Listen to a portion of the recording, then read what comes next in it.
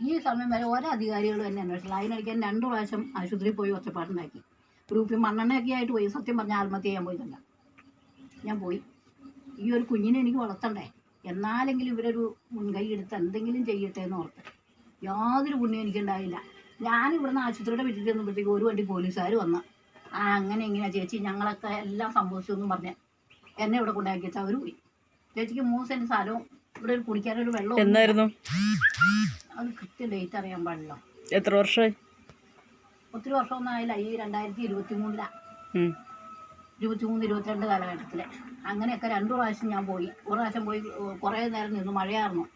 നിന്ന് കഴിഞ്ഞപ്പോൾ അവർ പറഞ്ഞു, ചേച്ചി അന്ന് ചെയ്തവരാരും ഇവിടെ ഇല്ലല്ലോ, ഞങ്ങളൊക്കെ വേറെ വേറെ ആൾക്കാരല്ലേ ചേച്ചി, ചേച്ചി ക്ഷമിക്കേ എന്ന് പറഞ്ഞു. അപ്പോഴത്തേക്കും DMOനെ ഇവർ വിളിച്ചു. DMOനെ വിളിച്ചു കഴിഞ്ഞപ്പോൾ ഈ കടലാസിൻ്റെ എല്ലാം ഫോട്ടോ എടുത്ത് അയച്ചു കൊടുക്കാൻ പറഞ്ഞു. ഞാൻ ആ കൊണ്ടു ചെന്ന് ആ എഴുതി അയച്ച കടലാസൊക്കെ, ആ കടലാസിൻ്റെ ഫോട്ടോ എടുത്ത് ഇവർ അയച്ചു കൊടുത്തിട്ട് അതിന് യാതൊരു മറുപടിയില്ല. എല്ലാ പേപ്പറിലും ഫോട്ടോ എടുത്തു ഇവിടെയുള്ള ഡോക്ടർമാർ, അതിനും ഇല്ല ഒരു മറുപടി. ഒരു ഫോൺ കോൾ മതിയല്ലോ എല്ലാത്തിനും, അതാണല്ലോ ഇപ്പം. എന്നിട്ട് അവിടുന്ന് പോന്നു കഴിഞ്ഞപ്പം ഒരാൾ, ഞാൻ അവിടുന്ന് DMO അടുത്തുനിന്ന് ഇപ്പോൾ ആശുപത്രിയിലേക്ക് ഇറങ്ങി വന്നു. അപ്പോൾ എന്നോട് ചോദിച്ചു, രത്നം ചേച്ചി എന്നാ ഇവിടെ നിൽക്കണമെന്ന് ചോദിച്ചു. ഞാൻ പറഞ്ഞു DMO എന്ന് പറഞ്ഞാൽ എനിക്ക് കള്ളത്തരത്തിൻ്റെ ആവശ്യമില്ലോ. ഞാൻ പറഞ്ഞു DMO എന്ന് വെച്ചാൽ ഇവിടം വരെ വരാൻ പറഞ്ഞു, അതിൻ്റെ പേരിൽ ഞാൻ വന്നാന്ന് പറഞ്ഞു. അവർ വന്നു. ഞാൻ അവരെ ഒന്ന് കാണട്ടെ എന്നും പറഞ്ഞ് ആ വ്യക്തി പോയതാണ്. അതോടുകൂടി ഒന്നും ഇല്ലാതെ തെളിവില്ലാണ്ടായി.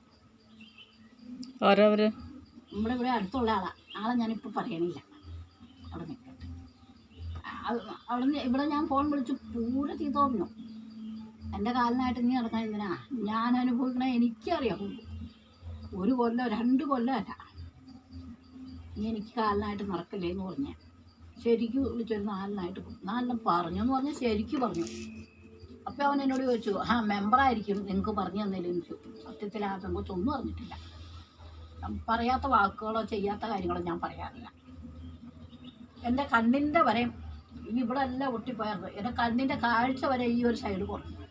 ആ രീതിയിലുള്ളൊരു ജീവിതമാണ് ഞാൻ ജീവിക്കുന്നത്. ഇപ്പോഴും ഞാൻ പ്രാർത്ഥിക്കുന്നതെന്ന് വെച്ചാൽ എനിക്ക് ഇച്ചിരി ആഴ്ച കൊണ്ട് താട്ടെ എൻ്റെ കുഞ്ഞിനെ ഒന്ന്. അവനിപ്പോൾ തെണ്ടി കിടന്ന് അവനെ ആരും നോക്കാനാ? എൻ്റെ വീട്ടിലുള്ള ആർക്കും പ്രാപ്തിയില്ലാന്ന് എനിക്കറിയാം.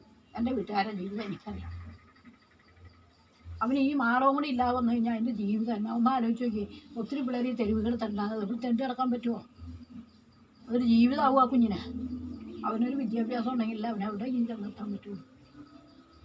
സാറന്മാരാണെങ്കിലും അവനെ നല്ലപോലെ കൊണ്ടു നടക്കണം എല്ലാ രീതിയിലും. അവനും അങ്ങനെ എല്ലാവരോടും ഇടപെടണം. എന്നിട്ട് അങ്ങനെ ഈ കാര്യങ്ങൾ ഇത്രയും വരെ ഞാൻ എത്തിച്ചിട്ട് ഒരു പുണ്യം കിട്ടിയിട്ടില്ല. ഈ 2 കൈയും ഇങ്ങനെ ഈ കൈ പൊങ്ങില്ല. അപ്പോൾ ചേച്ചിയുടെ മോക്കളെ ഒരു കൊച്ചി ഇവിടെ എക്സ്റേ എടുക്കാൻ നിൽക്കണ്ട. അവിടെ ചെന്നൊരു എക്സ്റേ എടുത്തു. അവിടെ ചെന്നപ്പോൾ കോലഞ്ചേരിയിലൊരു ഡോക്ടറാണ്. ആ ഡോക്ടർ ചോദിക്കുകയാണ്, ഇഞ്ചക്ഷൻ എടുത്ത് ഇങ്ങനെ ആക്കി കളഞ്ഞോ? ഞാൻ ഒരുപാട് കാലം ഫീൽഡിൽ ഇരുന്ന ഒരു വ്യക്തിയാണ്. ഈ ഒരവസ്ഥ ഞാൻ ഇന്ന് വരെയും കണ്ടിട്ടില്ല. പക്ഷേ ആ അമ്മച്ചോട് പറയണം, കൈ തലയ്ക്ക് മുകളിൽ എത്തിക്കാൻ പറയണമെന്ന് പറഞ്ഞു. എവിടെ അവർ വന്ന് കയ്യെ പിടിച്ചപ്പോൾ എൻ്റെ കൈ പറഞ്ഞിട്ട് വേണ്ടേ? അങ്ങനത്തെ എന്നോട് പറഞ്ഞ് പയ്യെ അനക്കി എക്സസൈസ് ചെയ്യുമ്പോൾ ചെയ്ത് പള്ളക്കേന്ന് കൈ അകത്തിയിട്ട് പയ്യെ തലയ്ക്ക് മുകളിൽ എത്തിക്കാൻ പറഞ്ഞു. അങ്ങനെ ഞാൻ ഈ മിച്ചത്തോടെ അങ്ങോട്ടും ഇങ്ങോട്ടും നിൽക്കണം. അന്നേരം കാലിൻ്റെ ബലം കുറഞ്ഞു. നമ്മളിങ്ങനെ നടക്കുമ്പോൾ കാല് തിരിഞ്ഞു പോയാൽ നമ്മൾ വീണ് പോയാൽ ഒടിഞ്ഞു പോവില്ലേ? അന്ന് നിർത്തി, നടക്കുന്നത് നിർത്തി. അത് ഈ മിറ്റത്തോടെ ഇറക്കുള്ളൂ, വേറെ ഇറങ്ങി പോകുന്നില്ലായിരുന്നു. അങ്ങനെയൊക്കെ ഞാൻ പലതും ചെയ്തു. ഞാൻ ചെയ്യാത്തതില്ല. ഇവിടെ കിട്ടണ മരുന്ന് കോളനിയിലായിരുന്നു മരുന്നിന് പോണേ. 50 രൂപ വീതം അങ്ങോട്ടും ഇങ്ങോട്ടും വേണം. അത് പുറത്ത് എനിക്ക് പായില്ല. ഞാൻ ഈ നൈറ്റ് ഇട്ടുകൊണ്ടല്ലേ പോണേ. അങ്ങനെ പോകാനില്ലാണ്ട് വരുമ്പോൾ ചിലപ്പോൾ 1 മാസം. കോളനിയിൽ ഹോസ്പിറ്റല്? ഈ ഗവൺമെൻറ് ഹോസ്പിറ്റൽ അവിടെയായിരുന്നു. ഇപ്പോൾ അത് ഫാമിൻ്റെ ഭാഗത്തിലേക്ക് വന്നു. ഹോമിയോ. ആ എണ്ണ കൊണ്ടാണ് എൻ്റെ കൈയൊക്കെ നിവർന്ന് വന്നത്. ആ എണ്ണ ആ ഡോക്ടറെ കണ്ട ആളിനൂടെ ആ എണ്ണ തന്ന ആ എണ്ണ പുരട്ടി ഇങ്ങനെ കൈ വിടുന്നു വന്ന് ഈ കൈയുടെ ഉള്ളൊക്കെ കുഴിഞ്ഞ് ഈ കൈ ഇങ്ങനെ ഇരുന്നേ. അതിനിടയ്ക്ക് പ്രൈവറ്റിൽ പോയപ്പോൾ 100-300 രൂപ വേണം. അതുകൊണ്ട് നമുക്ക് നേടാൻ പറ്റൂല. അപ്പം ഞാൻ ആ പരിപാടി നിർത്തി. അത് കഴിഞ്ഞിട്ട് ആ പുള്ളിക്കാരൻ ഈ ഡോക്ടറോട് വിളിച്ചു പറഞ്ഞു, പ്രമോദിനോട് വിളിച്ചു പറഞ്ഞു, ചേച്ചിയുടെ അവസ്ഥ എങ്ങനെയാണ്, ആ ചേച്ചിനെ ഇഞ്ചക്ഷൻ എടുക്കാമെന്നാണ് പറഞ്ഞത്, ഇത്ര വർഷമായി എന്നാണ് പറഞ്ഞത്, ഇനി എന്നാ ചെയ്യണമെന്ന് ചോദിച്ചു. ചേച്ചിനെ ഇങ്ങോട്ട് പറഞ്ഞു വിടാൻ പറഞ്ഞു. അങ്ങനെ ചെന്നാണ് അവിടെ നിന്ന് മരുന്ന് തന്നെ. പക്ഷെ ആദ്യം ആ ചെയ്തതൊക്കെ ഒത്തിരി നമുക്ക് ഫലിച്ചു. എന്നുവെച്ചാൽ 2 ചെവികൾക്കും ബാധിച്ചു. ചെവി ഇവിടെ വേദന എന്ന് വെച്ചാൽ ഒരു പ്രത്യേക വേദന തന്നെ. അപ്പോൾ ആ എണ്ണ ഈ ചെവിക്കകത്ത് ഒഴിക്കും. അപ്പോൾ എന്നോട് ഡോക്ടർ പറഞ്ഞു എണ്ണ ചെവിക്കകത്ത് ഒരിക്കലും ഒഴിക്കരുത് കേട്ടോ എന്ന് പറഞ്ഞു. ഇത് ഞാൻ ഈ വേദനയും വന്നു കഴിയുമ്പോൾ ഈ 2 ചെവിയുടെ ഇതിലെല്ലാം തലേക്കടയൊക്കെ പുരട്ടുമായിരുന്നു ആ എണ്ണ. ആ എണ്ണയും കൊണ്ടാണ്, ആ എണ്ണ വെച്ചാണ് ഇപ്പോഴും ജീവിക്കണം ഞാൻ. വേദന ആ പൊള്ളലും വന്നു കഴിയുമ്പോൾ ഇത്രയും ദിവസം ഇവിടെയൊക്കെ ഒരു മരപ്പായിരുന്നു, ഒരു സിസ്റ്റർ ഇത് തരുമെന്നുള്ള വേദനയും മരപ്പും. അതിന് ഈ കാല് കൂയില്ലായിരുന്നു. ഈ കാല് കൂയാതെ ഇവിടെ ഒരു പാടൽ പോലെ വന്നേക്കുമായിരുന്നു.